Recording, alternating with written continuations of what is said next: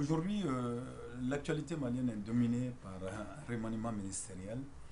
Un remaniement ministériel où le président de la République, Matoumane Touré, veut mettre tous les partis politiques dans un gouvernement qu'ils ont appelé dans les coulisses le gouvernement de travail. Comme si le premier gouvernement dissous, l'autre gouvernement dissous était un gouvernement de fainéants.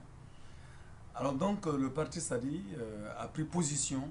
C'est un parti en tant que parti d'opposition depuis sa création. Le parti Sadi n'est pas allé dans le même sens que la classe politique actuelle au pouvoir, qui a choisi la liquidation des sociétés et entreprises publiques, l'expropriation des paysans des terres, et donc son remplacement par une bourgeoisie urbaine et internationale qui se partage les terres maliennes, et la privatisation de toutes les sociétés et entreprises publiques avec la corruption comme système de développement, système de gestion d'un pays, la corruption, l'impunité.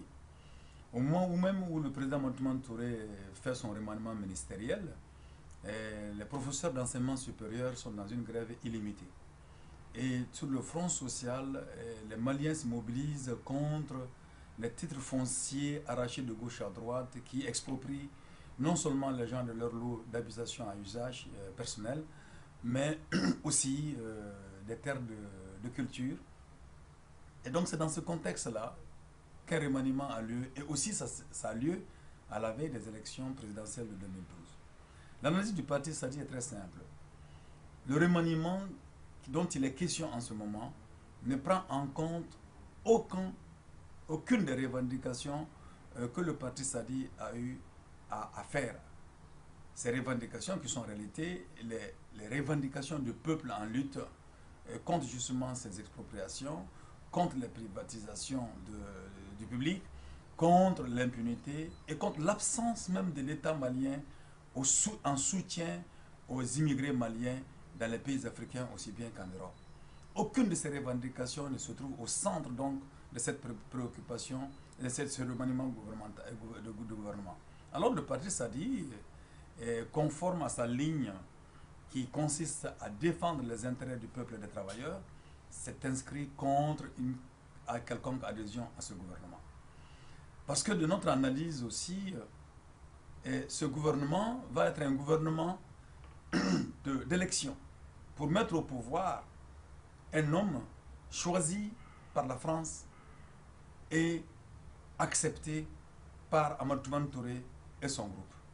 En fait, ces deux ont peur de la sanction du peuple et ils s'apprêtent justement à servir le Mali en élection truquée que le peuple n'acceptera pas. Alors donc, il faut faire venir tous les acteurs pour qu'il y ait une caution de ces fraudes qui sont en train de se préparer et que nous voyons à longueur de journée. D'une part. D'autre part, le régime de Amadou Touré a surfé en mettant à la tête de son gouvernement une femme. Évidemment, des esprits très peu critiques ou pas critiques vont sauter de joie pour dire voilà une femme Premier ministre de la République du Mali. Alors donc c'est en fait une stigmatisation des femmes. Une stigmatisation des femmes et en même temps l'instrumentalisation, voilà le mot que je veux dire, l'instrumentalisation des femmes. Parce qu'un régime qui, il n'y a pas un an encore, a capitulé devant des islamistes qui ont craché sur le code de la famille, de la famille, comment ce régime peut subitement sortir une femme Premier ministre et dire que c'est pour défendre les intérêts des femmes? Non, c'est pour instrumentaliser donc les femmes, pour adoucir les velléités de révolte et faire passer une marchandise qui va encore une fois piétiner les droits des femmes et les droits des travailleurs. Alors donc, le parti Sadi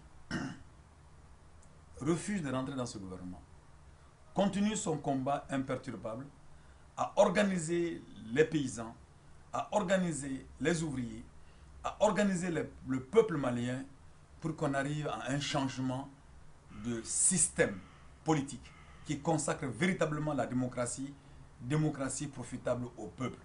Car la démocratie qui a lieu en République du Mali aujourd'hui, c'est plutôt une plutocratie qu'une démocratie.